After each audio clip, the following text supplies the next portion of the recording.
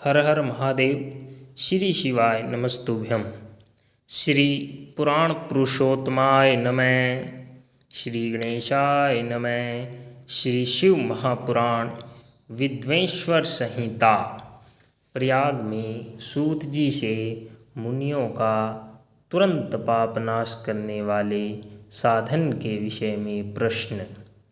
आद्यंत मंगलम मजात समान भावे मार्यतमीश्मजरामरमात्मदेवं पंचाननं प्रबल पंच विनोदशीलं संभावे मनसी शंकरं विकेशमं।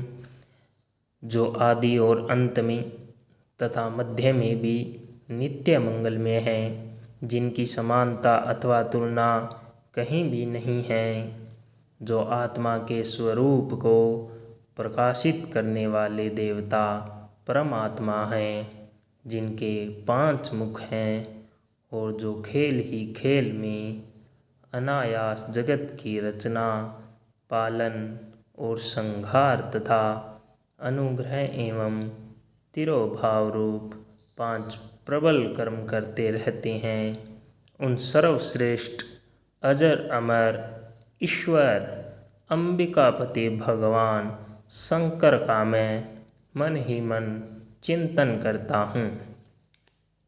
व्यास जी कहते हैं, जो धर्म का महान क्षेत्र है और जहाँ गंगा यमुना का संगम हुआ है, उस परम पुण्यमय प्रयाग में जो ब्रह्मलोक का मार्ग है, सत्यव्रत में तत्पर रहने वाले महातेजस्वी महाभाग महात्मा मुनियों ने एक विशाल ज्ञान यज्ञ का आयोजन किया। उस ज्ञान यज्ञ का समाचार सुनकर पौराणिक शिरोमणि व्यास शिष्य महामुनि सूत जी वहाँ मुनियों का दर्शन करने के लिए आए। सूत जी को आते देख वे सब मुनि उस समय हर्ष से खिल उठे और अत्यंत प्रसन्न चित्त से उन्होंने उनका विधिवत स्वागत एवं सत्कार किया।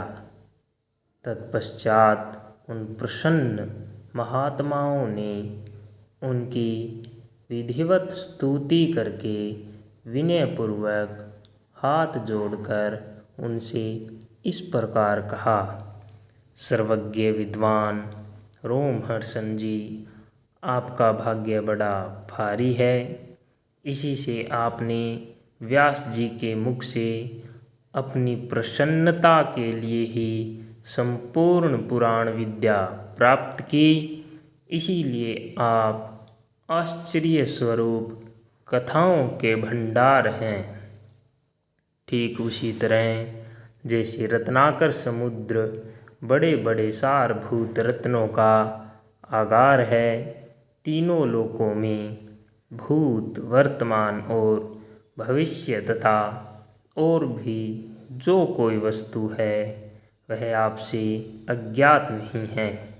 आप हमारे सौभाग्य से इस यज्ञ का दर्शन करने के लिए यहाँ पधार गए हैं और इसी व्याज से हमारा कुछ कल्याण करने वाले हैं, क्योंकि आपका आगमन निरर्थक नहीं हो सकता।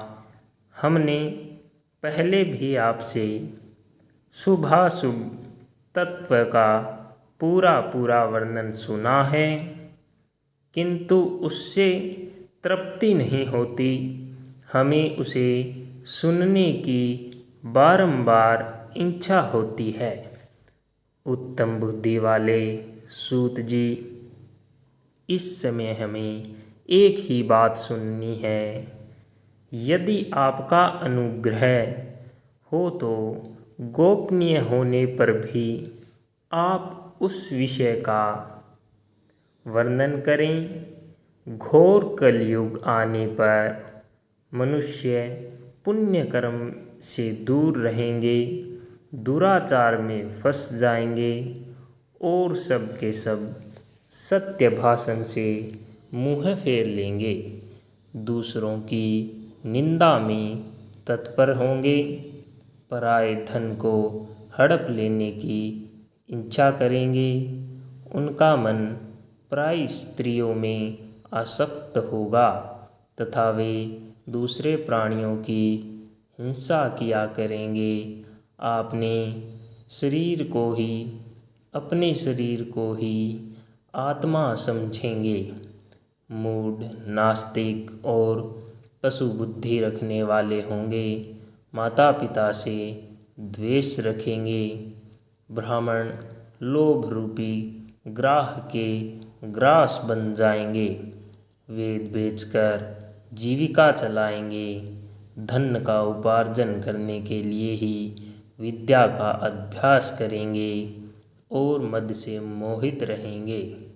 अपनी जाति के कर्म को छोड़ देंगे, पराये दूसरों को ठगेंगे, तीनों काल की संध्योपासना से दूर रहेंगे और ब्रह्म ज्ञान से शून्य होंगे। समस्त क्षत्रिय भी स्वधर्म का त्याग करने वाले होंगे। कुसंगी, पापी और व्यभिचारी होंगे। उनमें शौर्य का अभाव होगा। वे कुत्सित चौर्य कर्म से जीविका चलाएंगे, शूद्रों का सा वर्ताव करेंगे और उनका चित्त काम का किंकर बना रहेगा। वैश्य संस्कार भ्रष्ट, स्वधर्म त्यागी, कुमार्गी, धनोपार्जन परायण तथा नाप तोल में अपनी कुत्सित वृत्ति का परिचय देने वाले होंगे। इसी तरह शूद्र ब्राह्मणों के आचार से तत्पर होंगे। उनकी आकृति उज्ज्वल होगी, अर्थात वे अपना कर्म धर्म छोड़कर उज्ज्वल वेशभूषा से विभूषित हो व्यर्थ ही घूमेंगे। वे स्वभावतः ही अपने धर्म का त्याग करने वाले होंगे। उनके विचार धर्म के प्रतिकूल होंगे। वे कुटिल और द्विज निंदक होंगे। यदि धनी हुए तो कुकर्म में लग जाएंगे, विद्वान हुए तो वाद विवाद करने वाले होंगे।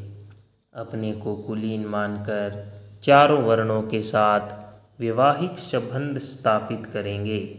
समस्त वर्णों को अपने संपर्क से भ्रष्ट करेंगे। वे लोग अपनी अधिकार सीमा से बाहर जाकर द्विजोचित सत्कर्मों का अनुष्ठान करने वाले होंगे। कलयुग की स्त्रियां प्राय सदाचार से भ्रष्ट और पति का अपमान करने वाली होगी। सास ससुर से द्रोह करेगी, कुत्सित हाव भाव में तत्पर होगी। उनका शील स्वभाव बहुत बुरा होगा और वे अपने पति की सेवा से सदा ही विमुख रहेगी। सूत जी, इस तरह जिनकी बुद्धि नष्ट हो गई है, जिन्होंने अपने धर्म का त्याग कर दिया है, ऐसे लोगों को इहलोक और परलोक में उत्तम गति कैसे प्राप्त होगी? इसी चिंता से हमारा मन सदा व्याकुल रहता है। परोपकार के समान दूसरा कोई धर्म नहीं है।